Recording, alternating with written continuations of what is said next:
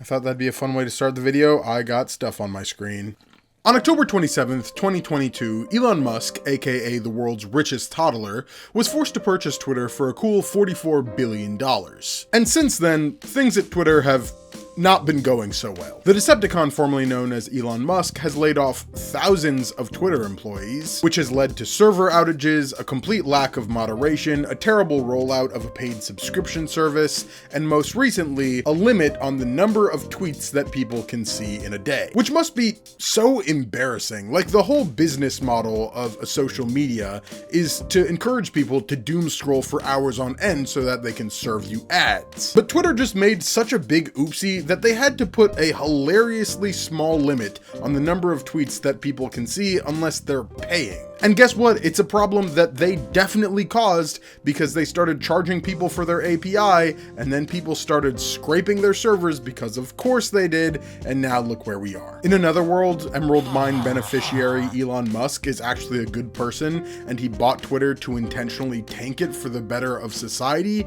But unfortunately, I don't think he's doing it for the greater good. I think he's just an idiot. And it seems like other people have also noticed that Elon Musk is an idiot driving Twitter into the ground because yesterday, Meta released a new social media platform called Threads. And it's a Twitter clone. I mean, they're identical. I wish it was more complicated than that, but it's not. You sign up through your Instagram account and then boom, you now have a Mark Zuckerberg owned Twitter account. Now, am I shocked that Meta made a Twitter clone? Absolutely not. It makes the most sense in the world for them. If train hater Elon Musk wants to blow up Twitter, then someone else can rightfully take up the mantle. What I am shocked about is the fact that 70 million people signed up for Threads in one day. Like, what are you all so enthusiastic about? Why did you all need to get this app so quickly? And what happened to all those people saying they were enjoying their time away from Twitter?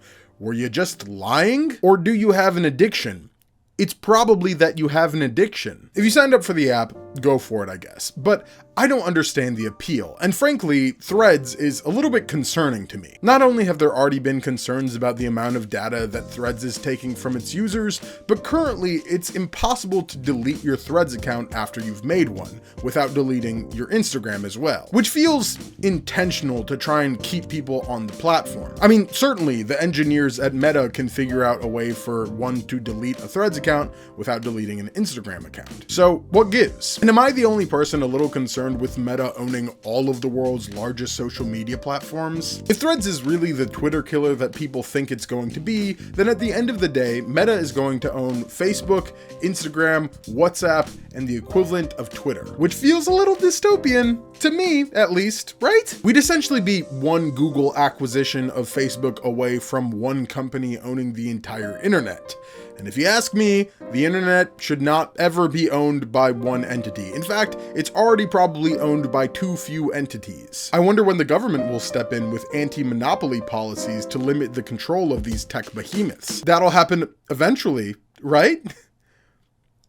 Right? Plus, I've got to say, I really don't love the idea of continuing to subdivide our online social spaces according to our political leanings. It's no secret that since Elon took control of Twitter, it's become a more right-leaning space. And Twitter is just one part of an overall trend where people are splitting themselves off into alternative social medias, which more strongly align to their political leanings. For the sake of time, I won't get into my feelings on internet censorship, but regardless of how I feel, there has been a large reaction from the internet, both on the left and the right. Nowadays, there's Parler and Truth Social and Gab and Kick and Blue Skies and now Threads. And I just feel like the world didn't need another platform where we can talk about Kylie Jenner's boobs or how much we hate evil politicians. And if we're gonna be talking about Kylie Jenner's boobs and evil politicians, we should probably do it in the same space, right? It should probably be a town square. Because I'll tell you, as someone who made a Truth Social account just to make sure I kept tabs on